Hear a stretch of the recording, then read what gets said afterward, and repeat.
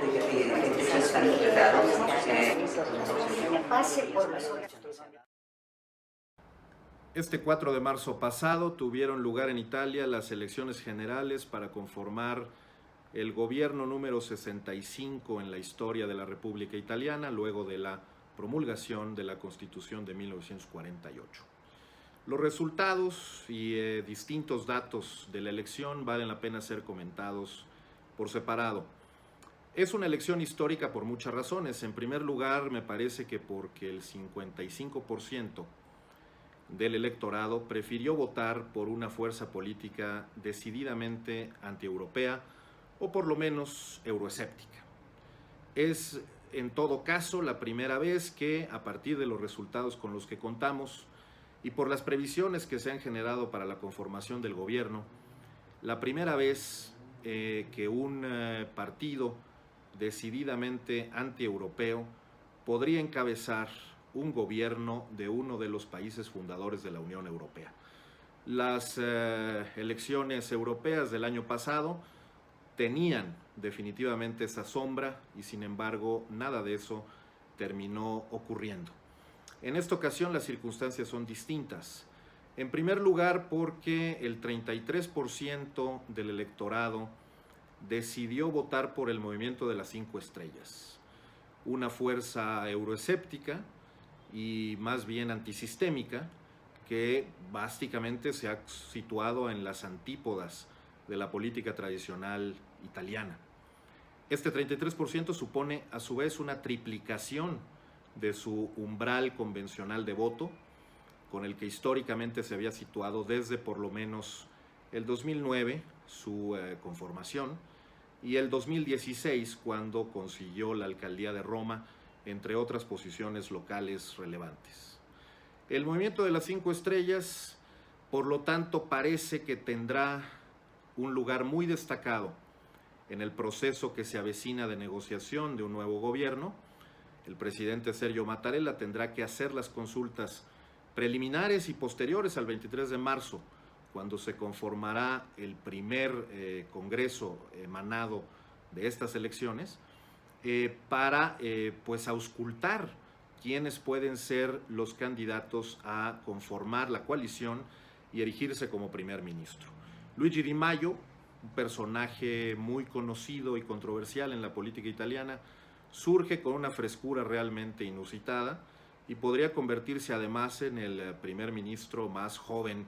de la actualidad europea, con apenas 31 años de edad y ya una larga trayectoria política,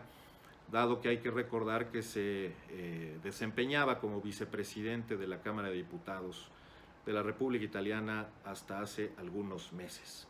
Por otro lado, la Lega Nord, hoy llamada simplemente Lega o Lega con Salvini, el partido ultra radical, ultraderechista, xenófobo, secesionista, conformado más bien a partir de distintos movimientos secesionistas en el norte de Italia, en la llamada Padania, consigue una votación también histórica que lo acerca prácticamente al porcentaje que obtiene el Partido Democrático de Matteo Renzi, quien por estas circunstancias tiene que renunciar una vez más a la presidencia de su partido. Esto termina realmente prefigurando un complejo escenario para la conformación de un gobierno, dado que ninguna fuerza en lo individual o en lo colectivo bajo la denominación de coaliciones o alianzas electorales consiguió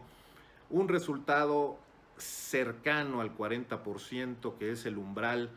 requerido para conformar un gobierno por sí solo. Las negociaciones van a empezar pronto y en efecto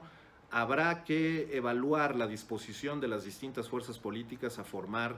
coaliciones no necesariamente naturales. La derecha confiaba en que sus 4 partidos, tanto Forza Italia encabezado por Berlusconi, que no obtuvo un buen resultado electoral, como la Lega, Fratelli y Noi con l'Italia, obtuvieron apenas el 37.5%, confiaban en que iban a tener más del 40% y eso no pasó. Cinque Stelle se había manifestado más bien en contra de buscar aliados previo a la elección, pero clarísimamente los está buscando. Y una posibilidad, en efecto, era esa, que la Lega Nord, que ha tenido un muy buen resultado electoral, pudiera entrar en negociaciones directas con Cinque Stelle para formar un gobierno decididamente euroescéptico y confirmando las peores sospechas respecto del resultado electoral para Bruselas. Parece que esa posibilidad es solo una de entre muchas otras que podrían tener mayor viabilidad. Una de las otras posibilidades es que el Partido Democrático de Matteo Renzi, ya sin Renzi en el partido, uno de los más acérrimos enemigos a asociarse a las 5 estrellas, pudiera empezar a negociar con las 5 estrellas un gobierno de coalición que les daría por lo menos el 50% de los miembros del Parlamento. Será muy importante además ver el comportamiento de los partidos pequeños, que obtuvieron un porcentaje menor, pero que puede ser definitorio a la hora de establecer una alianza electoral, cualquiera que sea la oferta que tenga que hacer el presidente Mattarella. Sin duda,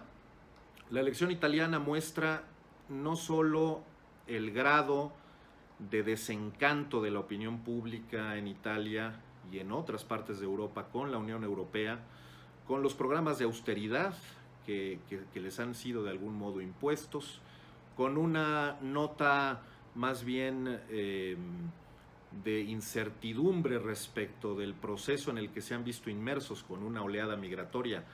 tremenda, y de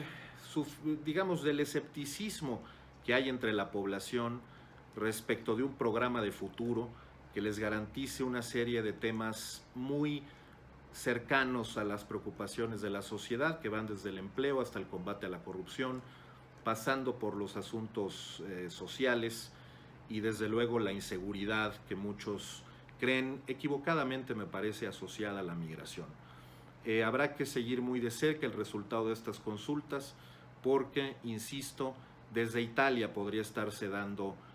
una nueva era, digamos, a la conformación de políticas anti-establishment que habrá que seguir muy de cerca.